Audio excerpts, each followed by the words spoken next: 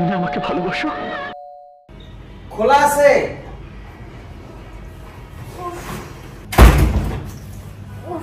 বাইরে এত গরম, কি আর বলবো, একদম জানটা শেষ হয়ে গেছে।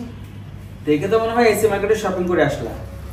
আরে এসি মার্কেটে কই, এসি মার্কেটে গেছিলাম, ওখান থেকে আমি কিনলাম, তারপরে আবার গেলাম নিউ মার্কেটে, কিছু জিনিস কেনা বাকি ছিল তো তাই।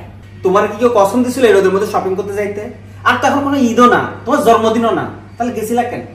আরে এইগুলো কি আমি আমার জন্য শপিং করছি নাকি? আমি রোদের মধ্যে পুড়ে কার জন্য শপিং করছি জানো? কার জন্য? এই যে আমাদের বাসায় যিনি কষ্ট করে আমাদের থালবাটিগুলো ধোয়, এটা তার জন্য। যিনি আমাদের ঘর মুছে, এটা তার জন্য। আর এখন যে গরম আর রোদ্দুর, এই রোদের মধ্যে, এই গরমের মধ্যে চুলার তাপে যে রান্না করে, ওনাকে একটা কিছু না দিলে হয়, এটা হচ্ছে তার জন্য।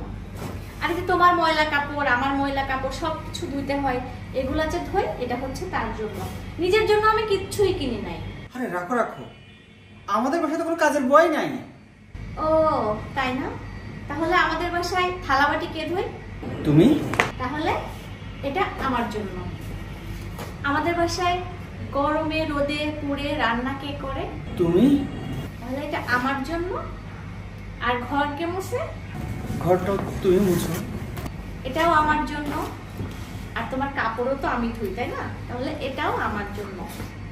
আমার জন্য তো কিছুই কিনি না, যে কাজ করে তার জন্য কিনেছি। শুধু শুধু স্বার্থপর খাবো।